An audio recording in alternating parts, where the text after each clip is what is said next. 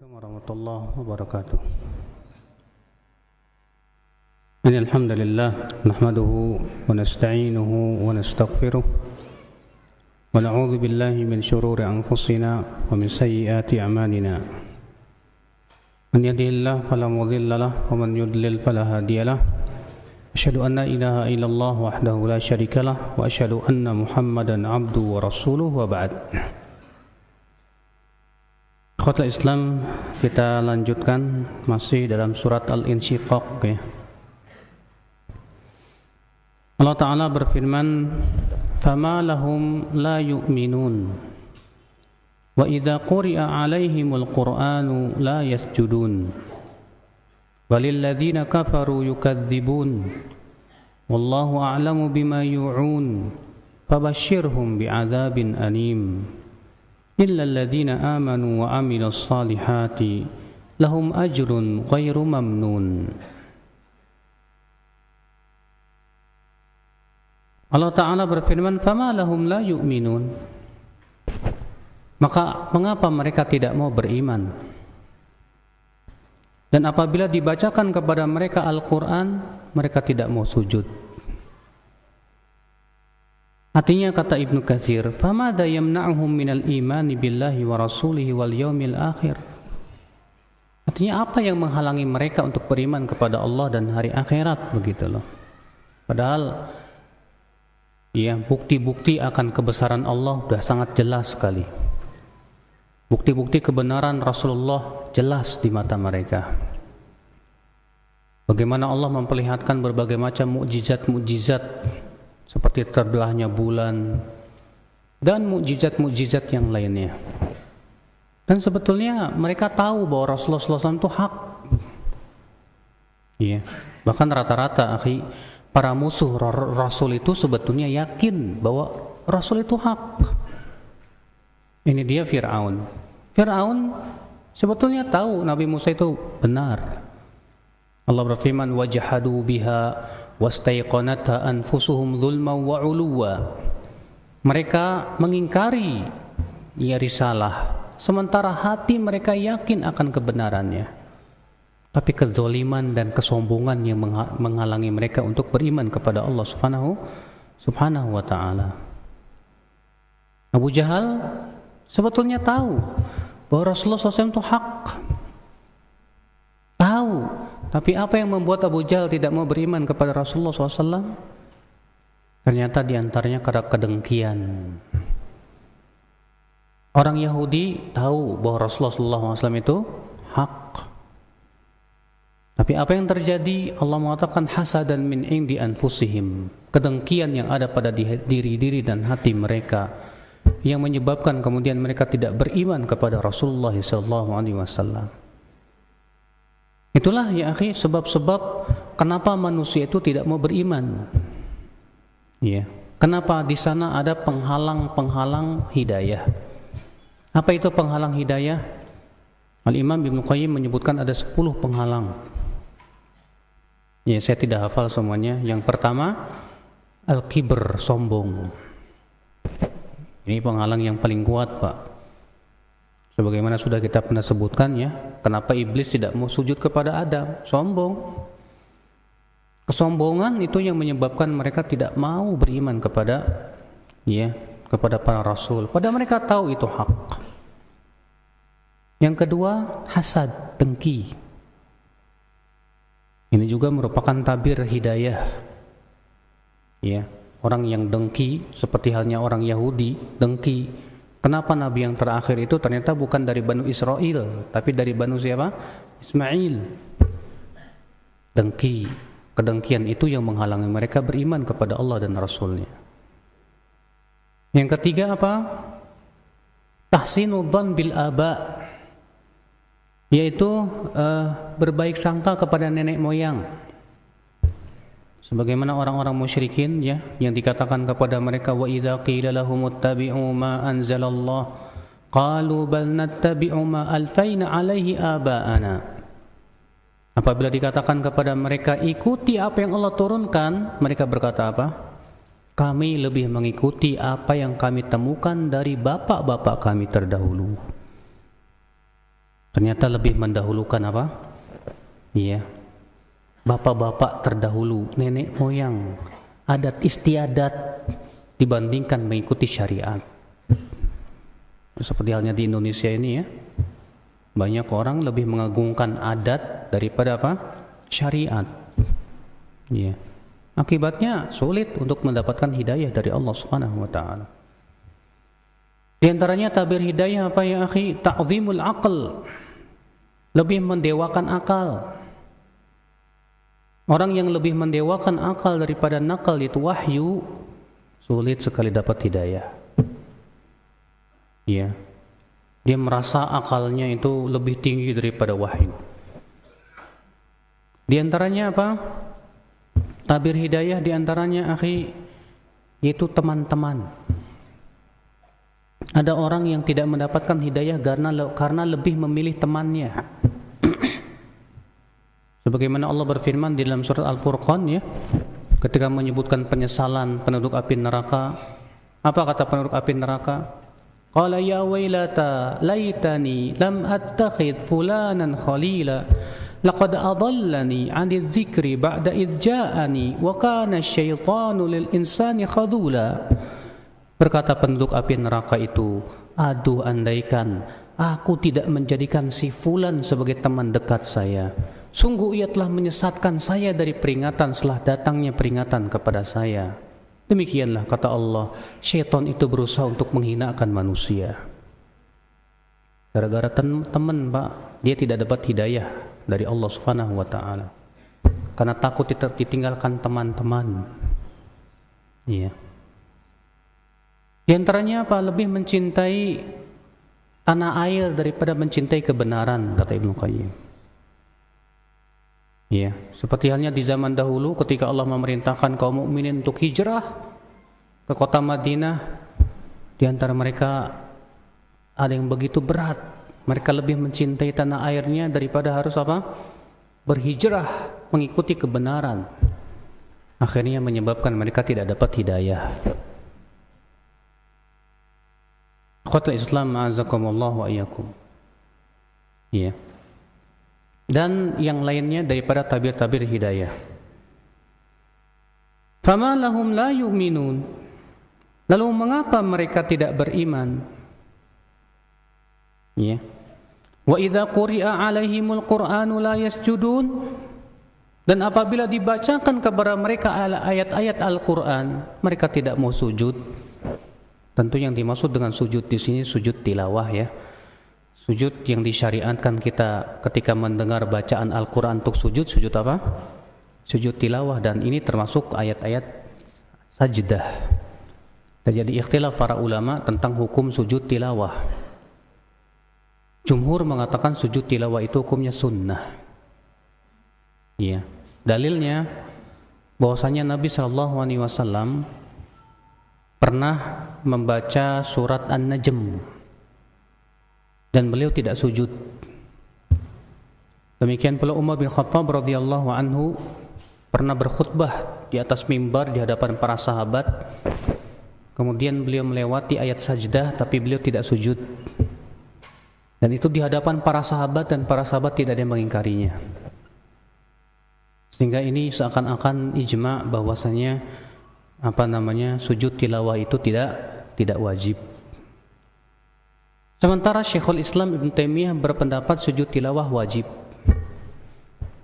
Dalilnya ya, bahwa Rasulullah SAW bersabda, "Idza sajada ibnu Adam," apabila anak Adam sujud ketika mendengarkan ayat sujud tilawah, maka syaitan akan menangis. Kemudian setan akan berkata, "Celaka aku ini. Umira ibnu Adam bisujud fasajad." Anak Adam disuruh sujud, ia pun sujud. Sementara aku disuruh sujud, aku tidak mau sujud. Iya. Di situ disebutkan anak Adam diperintahkan untuk sujud. Berarti ini perintah. Sedangkan perintah pada asalnya apa? Wajib. Namun kata jumhur, memang betul perintah itu pada asalnya wajib. Tapi kan ada dalil yang memalingkan dari wajib kepada apa? Kepada sunnah dan bukan wajib. Dan kepada pendapat jumhur saya condong kepadanya. bahwa sujud tilawah itu hukumnya tidak apa? Tidak wajib. Iya. Fama lahum la yu'minun. Maka mengapa mereka tidak beriman? Wa idza quri'a 'alaihimul Qur'anu la yasjudun. Dan apabila dibacakan kepada mereka ayat-ayat Al-Qur'an, tapi mereka tidak mau sujud kepada Allah Subhanahu wa taala. Tidak mau takut juga kepada Allah Subhanahu wa taala. Sementara sifat orang yang beriman itu, Pak, kalau dibacakan ayat Al-Qur'an apa? Merasa takut hatinya. Bertambah keimanannya. Iya, sebagaimana dalam surat Al-Anfal itu ya. Allah Subhanahu wa taala ketika menyebutkan tentang sifat orang beriman itu dalam surat Al-Anfal apa?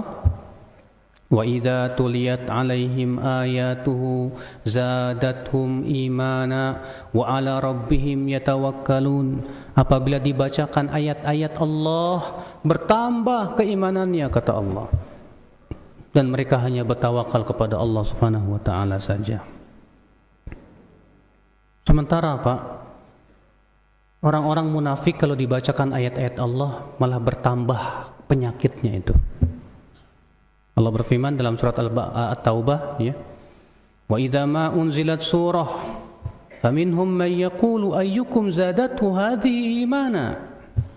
Fa ammal ladzina amanu fazadathum imana wa hum yastabshirun.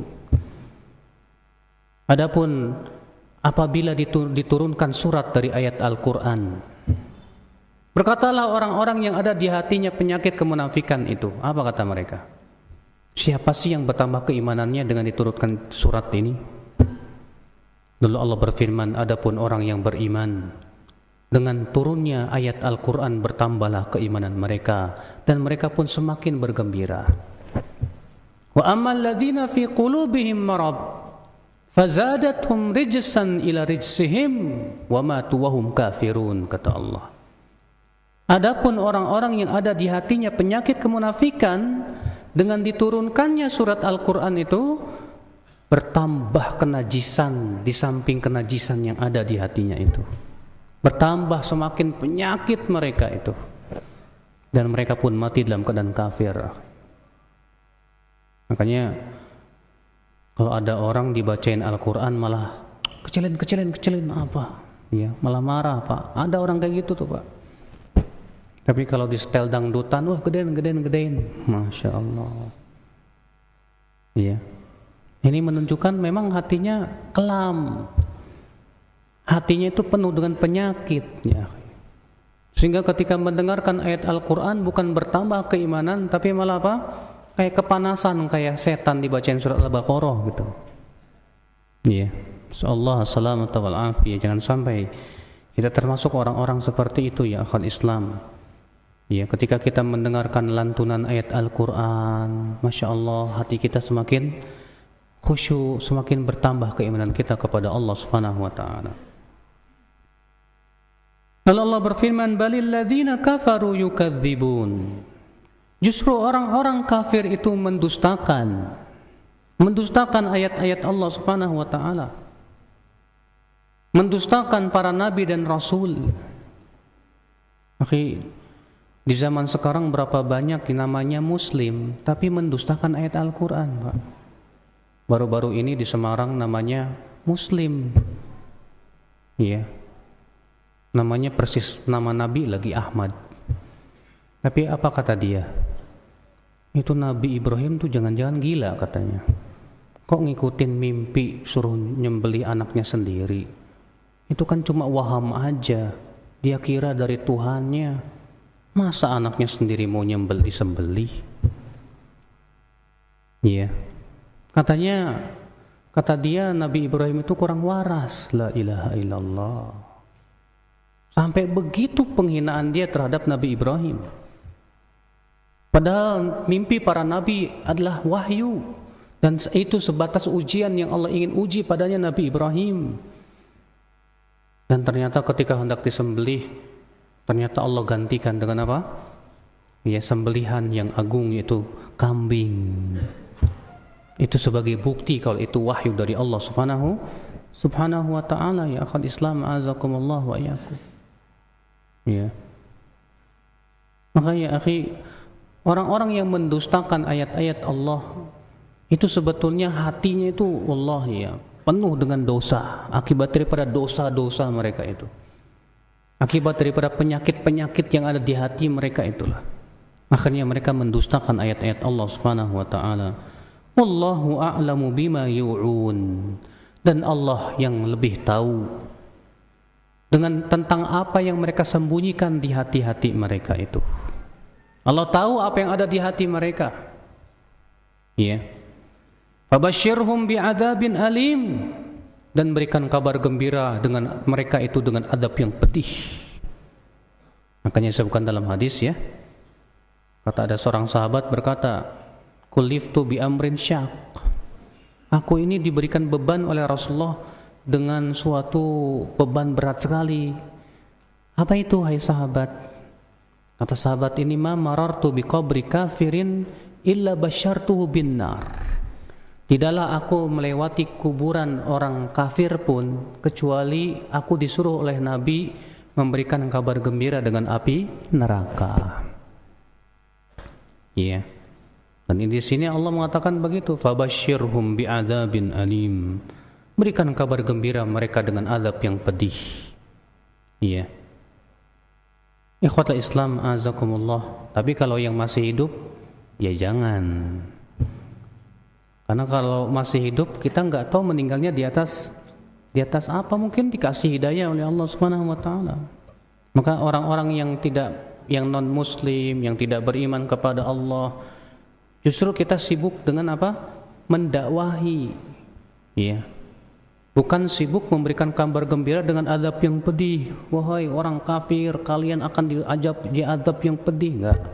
Tapi kita serukan mereka kepada Islam. Berikan ancaman bahwasanya ya azab Allah itu pedih.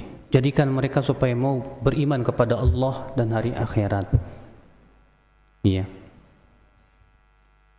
Lalu Allah berfirman, "Illal ladzina amanu wa 'amilus shalihat." Kecuali orang-orang yang beriman dan beramal saleh. Lahum ajrun ghairu mamnun. Bagi mereka pahala yang tak pernah terputus. Selama mereka beriman, selama itu pahalanya terus mengalir. Iya. Semua orang yang beriman, keimanannya saja kepada Allah itu sudah mengalirkan pahala, tak pernah putus-putusnya, terus mengalir. Apalagi kalau disertai dengan amalan saleh yang agung, yang besar di sisi Allah Subhanahu wa taala. Seperti sedekah jariyah, ya. Sedekah jariyah itu kan pahalanya juga apa? Mengalir. Makanya orang yang beriman tuh, Pak, ya, yang beriman kepada Allah, beriman kepada hari akhirat, beriman kepada malaikat, beriman kepada kitab-kitab, beriman kepada para rasul, beriman kepada pada qada dan qadar. Iman-iman ini semua adalah mengalirkan pahala. Antum beriman kepada Allah, oh ya, beriman kepada malaikat, beriman kepada hari akhirat, beriman. Keimanan kita itu membuat pahala kita terus mengalir setiap hari, setiap detik, setiap menit, setiap jam. Karena kita beriman kepada apa yang diperintahkan oleh Allah untuk beriman. Iya. Illal ladzina amanu, kecuali orang-orang yang beriman, wa aminus shalihat, dan beramal saleh, lahum ajrun ghairu mamnun. Bagi mereka pahala yang tak pernah putus-putusnya, dan di akhirat nanti pun kesenangannya pun tak pernah putus. Iya. Di surga kesenangannya luar biasa, tak pernah sakit, tak pernah sengsara, yang ada setiap hari kenikmatan demi kenikmatan. Ya, subhanallah. Baik, kita masuk ke surat Al-Mutaffifin. Allah Ta'ala berfirman, "A'udzu billahi minasyaitonir rajim. Bismillahirrahmanirrahim. Wailul lil mutaffifin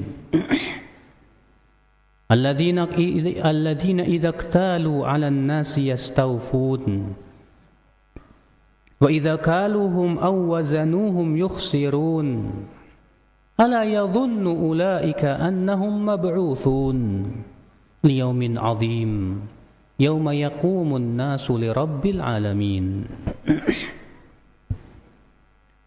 Imam Nasai dan Ibnu Majah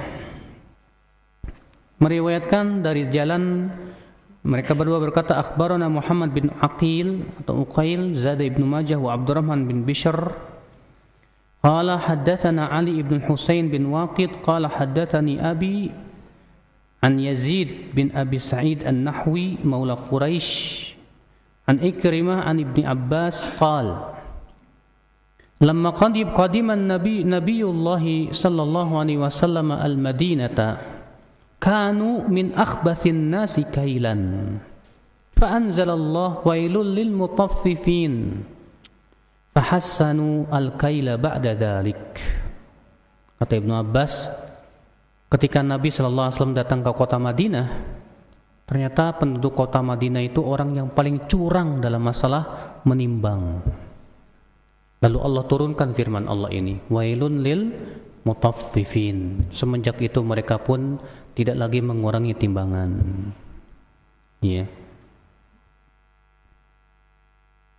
Sementara Ibnu Abi Hatim meriwayatkan dari Hilal bin Talq, ia berkata, baina ana asiru ma Ibni Umar faqultu, ketika aku berjalan bersama Ibnu Umar, maka aku berkata kepada beliau, man ahsanun nasi hay'atan wa awfahu kailan, ahlu Makkah atau ahlul Madinah?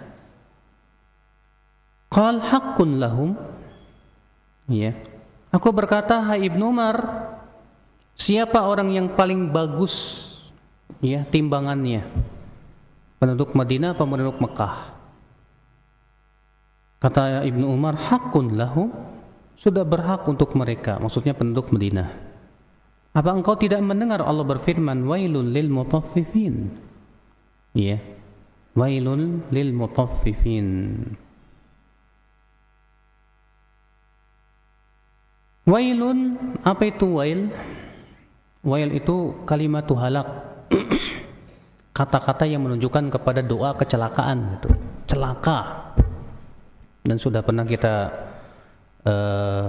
tafsirkan dalam firman Allah, wailul likulli humazatil lumazah. Dan demikian pula fawailul lil musallin.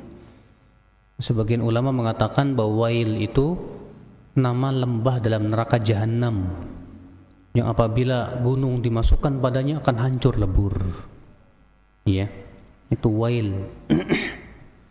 Wailun, celaka untuk siapa? Lil mutaffifin, untuk orang yang mengurang-ngurangi timbangan. Iya, timbangannya dikurang-kurang, Pak. Dalam masalah apa, Pak? Banyak. Ya, baik timbangan maupun takaran maupun meteran. Ada orang ya nimbang jualan paku misalnya, timbangannya diganjel. Atau ada orang meteran kain, kalau kain terkadang ditimbang, terkadang di meter, dikurang-kurangin sesenti 2 senti masuk. Ada orang pembangunan jalan, ya takarannya itu dikurang-kurangi sama dia biar dapat keuntungan gede dari situ. Wah, di Indonesia mah tempatnya, Pak. Kadang makanya jalan itu cepat bolong ya bagi kayak gitu. Ya. Gimana? Dikurang-kurangin takarannya supaya dia dapat keuntungan dari situ. Itu masuk dalam ayat ini. Wailun lil mutaffifin. Ya, wail, celaka. Ya, untuk orang-orang yang mengurang-ngurangi timbangan. Wailul lil mutaffifin alladzina idza iktalu 'alan nasi yastawfun. Itu orang-orang yang apabila minta ditimbangkan ke orang lain mintanya pas. Enggak boleh dikurang-kurangin.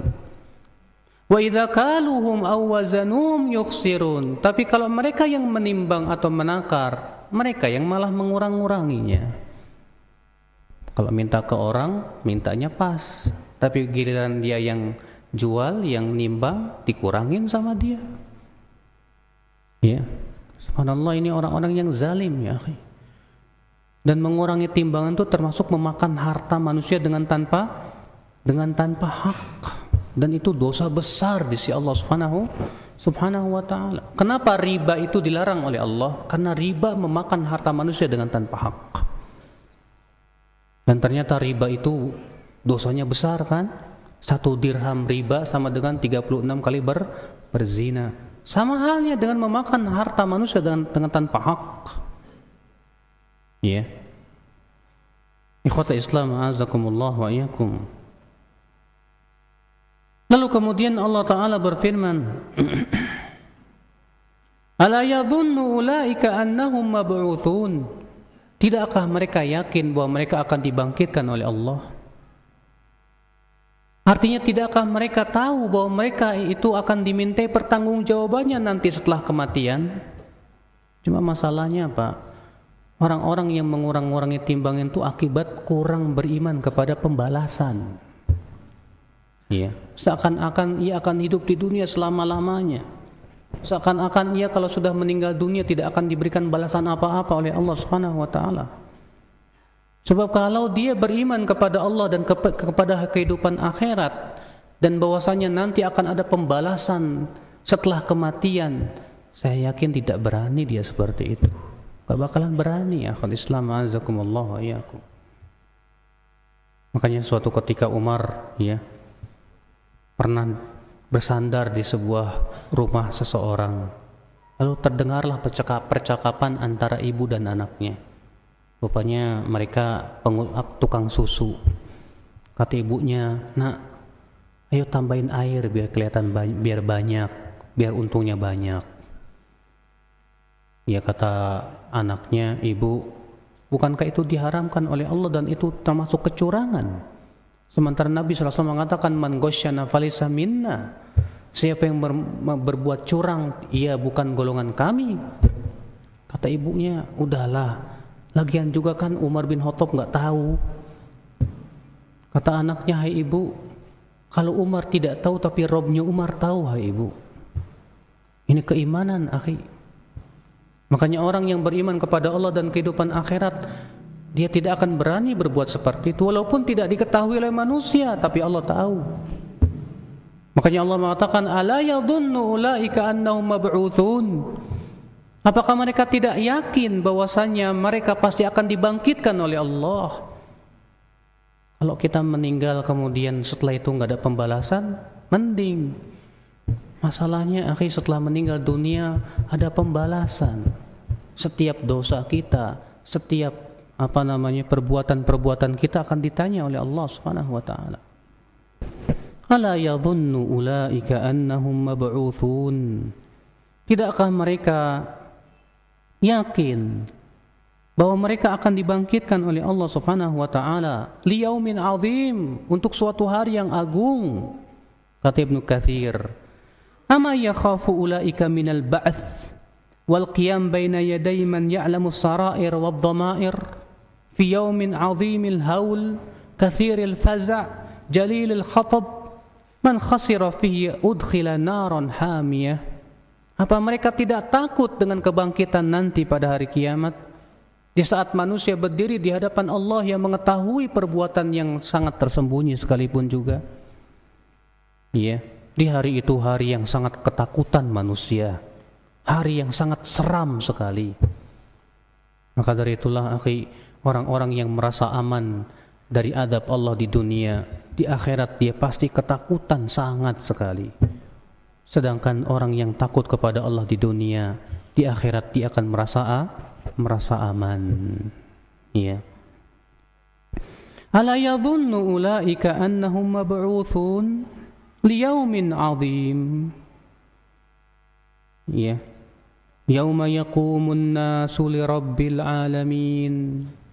Di hari manusia akan berdiri kepada Rabbul Alamin, di mana ketika manusia dikumpulkan di padang mahsyar dalam keadaan telanjang bulat, belum disunat, mereka terus menunggu Allah Rabbul Izzati wal Jalalah. Disebutkan dalam hadis bahwa mereka menunggu selama 40 tahun lamanya. Adapun untuk orang-orang yang beriman, kata Rasulullah, 40 tahun itu seperti antar asar sampai maghrib. Iya. Mereka akan berdiri, lalu kemudian Allah akan datang bersama malaikat bersaf-saf. Sebagaimana Allah berfirman, "Waja'a rabbuka wal malaku saffan saffa." lalu Rabbmu datang bersama malaikat bersaf-saf. Di saat itu malaikat diam karena takut kepada Allah Subhanahu wa taala.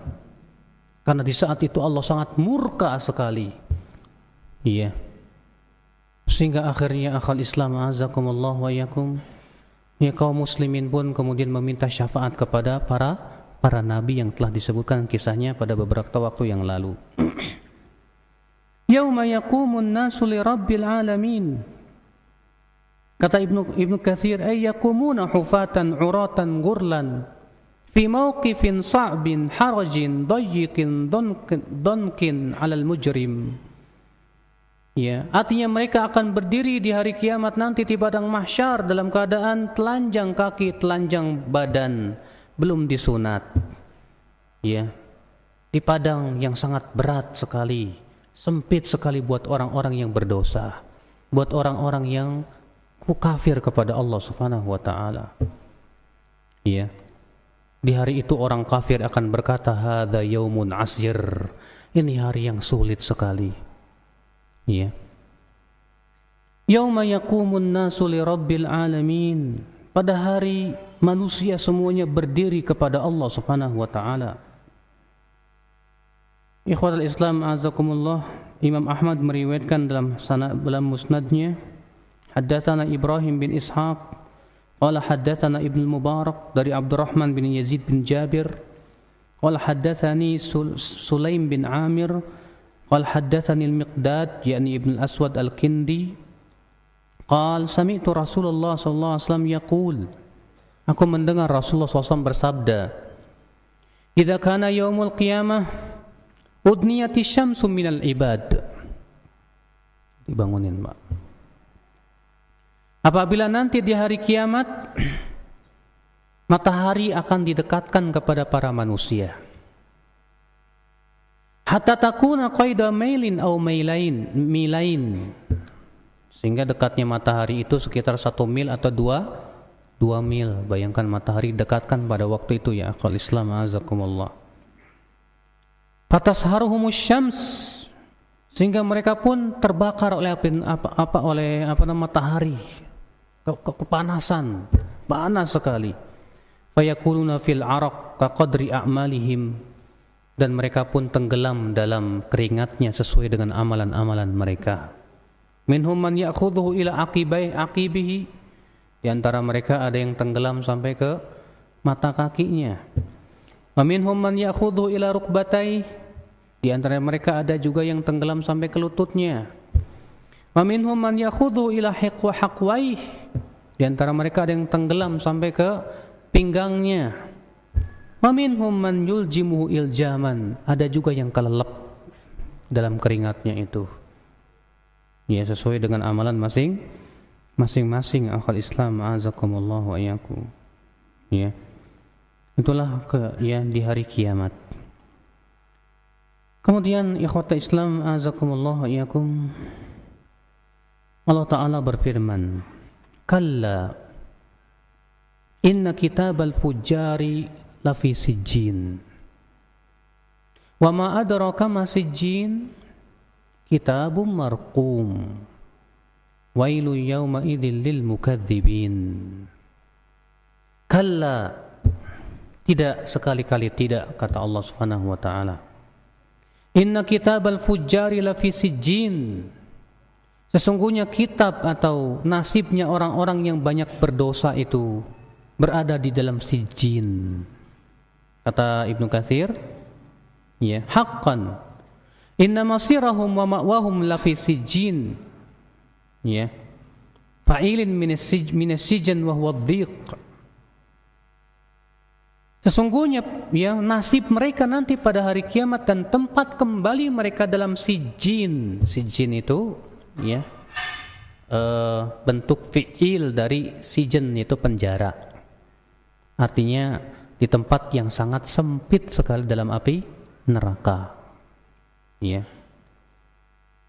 Sebagaimana disebutkan orang-orang orang Arab mengatakan fisik, syirib, khimir, sikir, dari wazan fi'il. Ya, demikian pula sijin, artinya yang sangat sempit. Kalla inna kitabal fujjari lafi sijjin.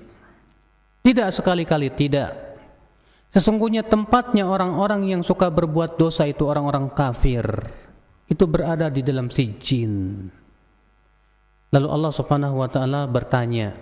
Tapi ingat akhi, pertanyaan ini menunjukkan kepada apa? Iya, pengagungan. Allah mengatakan, "Wa ma adraka ma sijjin." Tahukah kamu apa itu sijjin? Iya. Kitabum marqum.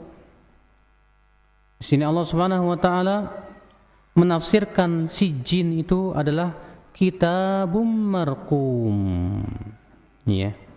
Namun Ibnu Katsir rahimahullah menyebutkan suatu pendapat bahwasanya kata-kata kitabum marqum itu bukan tafsir daripada wa ma adraka ma sijjin.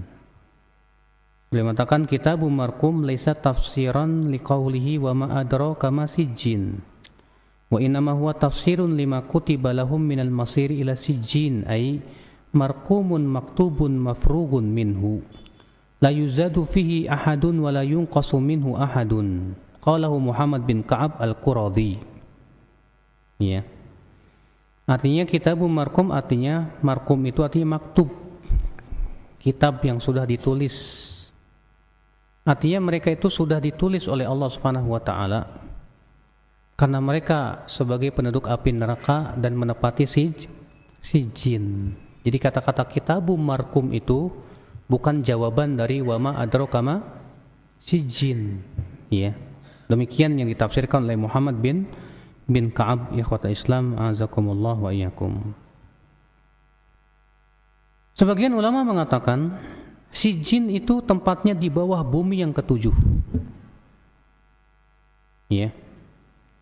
Kata Ibnu Katsir, "Tsumma qad qala qailun huwa hiya tahtal ardi sabi'ah."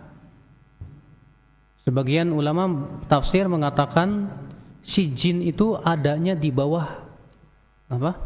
Bumi yang ketujuh, maksudnya lapisan yang ketujuh. Ya. Waqad taqaddama fi haditsil Bara' bin Azib fi haditsit tawil. Dan telah berlalu dalam hadis Al-Bara' bin Azib, dalam hadis yang panjang di mana Allah Ta'ala berfirman mengenai rohnya orang kafir, "Uktubu kitabahu fi sijjin." Tuliskan kitabnya itu dalam sijjin. Artinya orang-orang kafir itu rohnya di dalam sijjin.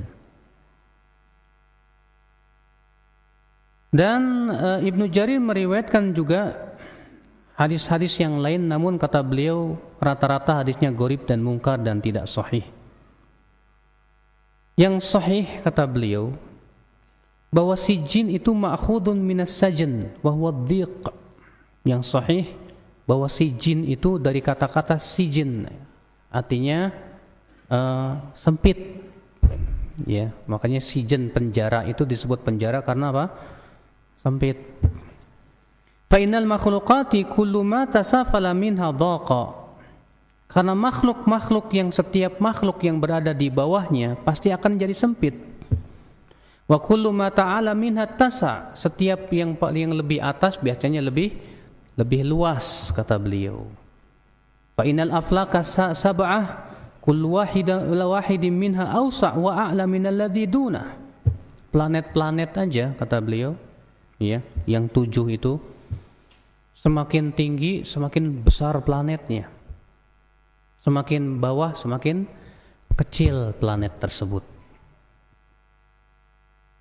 Hatta yantahi sufulul mutlaq wal mahallul adyaq ila al markab fi wasatil ardi sabi'ah, di mana ya bagian bawah yang paling bawah dari alam semesta itu adalah keraknya bumi. Maka itu tempat yang paling apa? Sempit sekali kata Ibnu Katsir rahimahullah. Walamma kana masirul fujjar ila jahannam wa hiya asfalus safilin, di mana orang-orang kafir itu tempatnya di neraka jahanam, dan neraka jahanam itu asfalus safilin, sebagaimana disebutkan dalam surat apa? At-Tin. Allah berfirman apa? Tsumma radadnahu asfala safilin. Kemudian kami kembalikan ia kepada asfala safilin, yaitu yang paling bawah, paling rendah. Ya, berarti paling rendah dari alam semesta ini apa? Ya, bumi. Bumi itu porosnya apa? Alam semesta. Yang paling bawah ya bumi. Dan bumi yang paling bawah lagi ya keraknya. Maka itulah yang disebut dengan asfala safilin. Itulah ya penafsiran Ibnu Katsir, dan beliau condong kepada pendapat itulah yang disebut dengan sijin. Berarti kalau istilahnya pelajaran yang kita pelajari, kalau keraknya bumi itu apa namanya, Pak? Dapur magma kali ya. Sangat panas banget. Makanya sebagian ulama ada yang menafsirkan bahwa api neraka itu tempatnya di situ. Ya, di keraknya bumi. Wa qala hahuna, di sini Allah Subhanahu wa taala berfirman, kalla inna kitabal fujjari lafi sijjin wa ma adraka ma sijjin. Tidak, sekali-kali tidak, sesungguhnya tempat kembalinya orang kafir itu dalam sijjin. Tahukah kamu yaitu apa itu sijjin? Wa huwa yajma'u dhiq was suful. Di mana sijjin itu mengumpulkan sempit dan bawah. Udah paling bawah, sempit lagi. Ngeri banget, ikhwata Islam, azakumullah wa iyyakum. Sebagaimana Allah juga berfirman dalam surat Al-Furqan ayat 13, wa idza ulqu minha makanan dayyiqan muqarranina da'aw hunalika thubura. Ya, apabila mereka dilemparkan ke dalam tempat yang sempit dalam keadaan terikat, lalu mereka pun akan menyeru kecelakaan untuk diri mereka sendiri. Ya. Maka dari itu, akhi, yang disebutkan dalam surat wailul likulli humazatil lumazah, yang disebutkan bahwa orang-orang kafir itu sudahlah berada di tempat sempit, sudah gitu diikat dalam tiang-tiang lagi, sehingga mereka tidak bisa untuk keluar. Setiap kali mereka hendak keluar, dikembalikan lagi, diikat oleh para malaikat, diadab dengan adab yang sangat pedih. Nas'alullah as-salamata wal afiyah. Akhal Islam, azakumullah wa iyyakum. Ikhwata Islam, azakumullah. Itulah sijin. Allah berfirman, kalla inna kitabal fujjari lafi sijin wa ma adraka ma sijin kitabum marqum. Tahukah kamu apa itu sijin? Kitabum marqum, yaitu tempat yang telah Allah tuliskan untuk orang-orang kafir, di mana orang kafir itu akan diletakkan mereka di dalam sijin tersebut, tempat yang sangat sempit dan sangat bawah. Lalu Allah berfirman, wailul yawma idzil lil mukadzibin. Celaka pada hari itu untuk orang-orang yang mendustakan ayat-ayat Allah Subhanahu wa taala.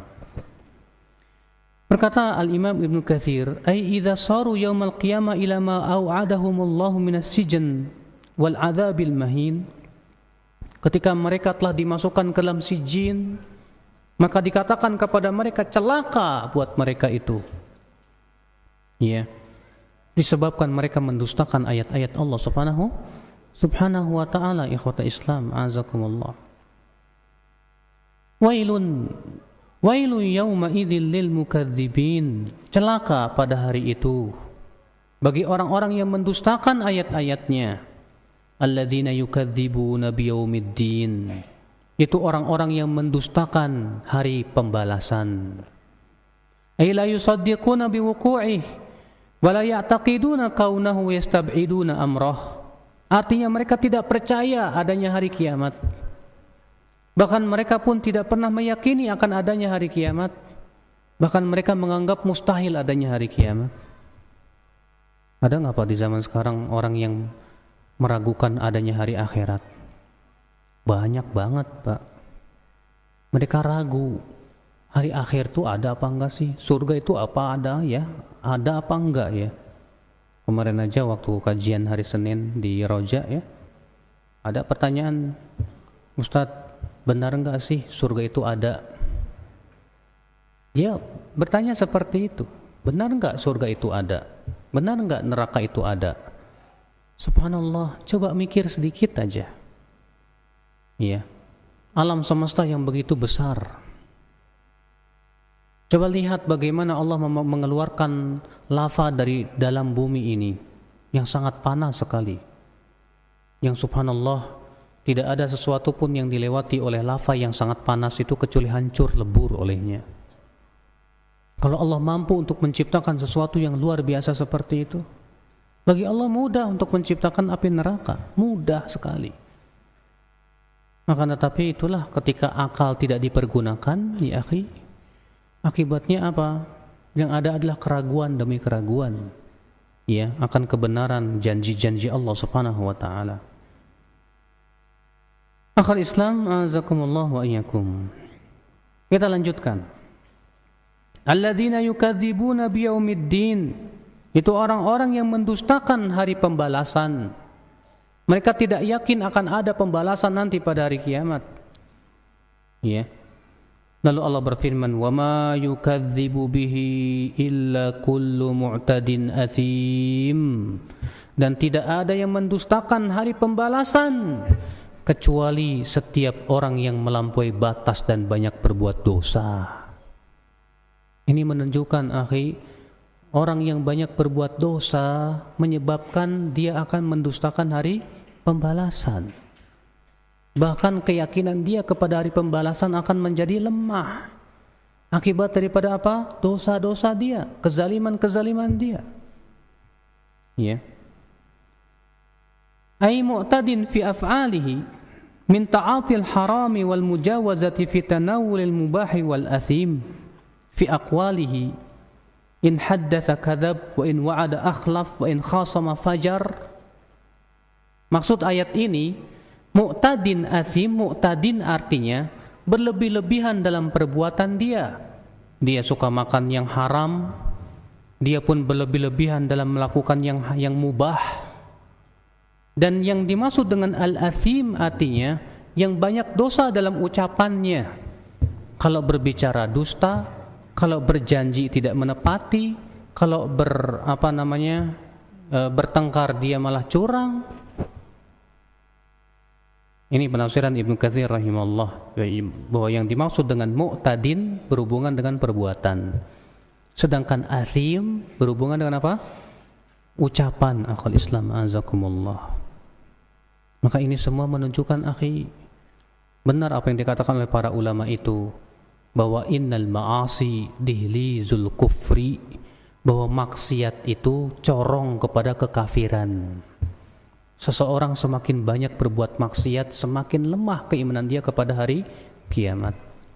Semakin berbuat zalim, semakin makan yang haram, semakin mengucapkan dusta, semakin lemah dia keimanannya kepada Allah dan kehidupan akhirat. Na'udzubillah. Nas'alallah as-salamata wal afiyah. Semoga yang saya sampaikan bermanfaat. Semoga kita pula, ya akhi, termasuk orang-orang yang dipelihara oleh Allah keimanan kita kepada hari akhirat, dan kita betul-betul yakin akan adanya hari pembalasan yang menyebabkan kita takut kepada Allah dan menjauhi semua keharaman-keharamannya. Wabillahi taufik. Assalamualaikum warahmatullahi wabarakatuh. Subhanallah.